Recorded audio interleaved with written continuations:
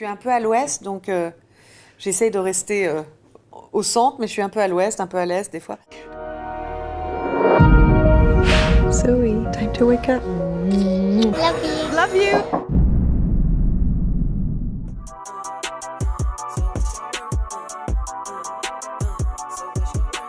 C'est en fait un drame en 3 actes, mais avec 3 actes qui ont des unités et des façons de se développer.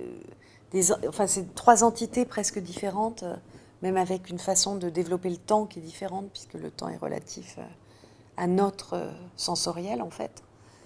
Et c'est sur une mère et son chemin, le chemin d'une mère et de son enfant, dans une direction, je dirais, un peu hors norme, voilà. Et voilà, c'est comment je le définirais en 2 phrases. Why wouldn't you let me have a little extra time with her?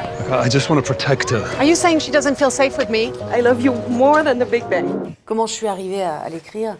C'est des années de réflexion sur le destin, sur être mère, sur l'enfant, sur l'unicité qui nous définit, sur qu'est-ce qui nous définit en tant qu'être humain, quoi. Pour moi, c'était un peu ça, cette recherche de qu'est-ce qui nous définit, quoi. Est-ce que la détermination, en tout cas, de cette femme vers le but qu'elle s'est fixé, quel qu'il soit. J'avais envie de faire un drame, mais non plus pas mélodrame, parce que sinon j'aurais mis de la musique partout.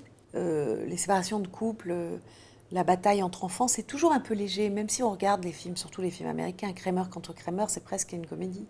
Enfin, il y a quelques moments dramatiques, mais c'est pas violent. Alors que je trouve, dans la réalité, les séparations de couple peuvent être des choses très très violentes. Violentes entre 2 adultes, mais violence à l'enfant aussi, d'une certaine manière. Et j'avais envie de montrer cette violence de manière réelle et vécue.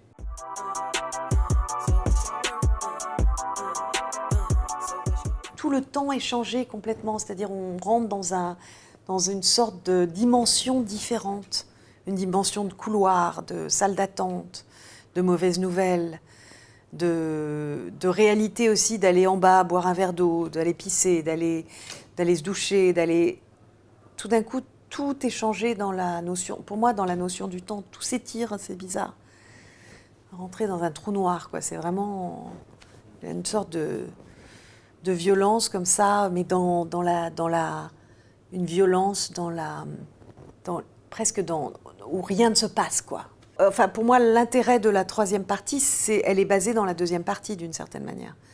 Parce que par quoi il passe, c'est tellement violent tellement inhumain de devoir vivre ça en tant qu'être humain, que pour moi, c'était important que ce soit chaque détail sans être lourd, mais étiré, quoi, une sorte et puis on s'en prend plein la gueule, comme les personnages un petit peu. If you hadn't asked for another mediation, I would have been with Zoe yesterday. Well, if you hadn't wanted to separate, we wouldn't be in mediation in the first place. You know, I realize something terrible about you. Your needs come first.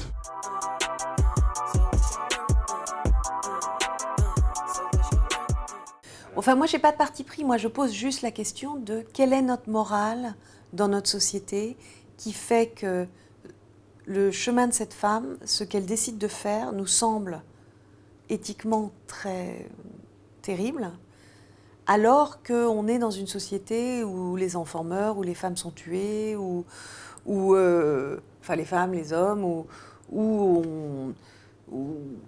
on laisse faire des guerres, voilà. On n'est pas si affecté par la mort des autres et par des horreurs qu'on voit et qu'on plus ou moins on finance sans le savoir, enfin, je veux dire. Donc, mais par contre, on est gêné par cette décision qui est prise par une personne. Qu'est-ce qui est si terrible? Mais c'est pas, moi je dis pas elle a raison, elle a tort.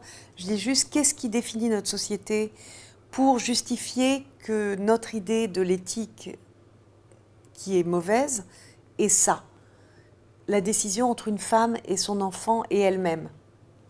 C'est quand même particulier, c'est intéressant. Ma Zoé est si gentille que tout le monde l'aime, ma Zoé, et lui souhaite une belle vie.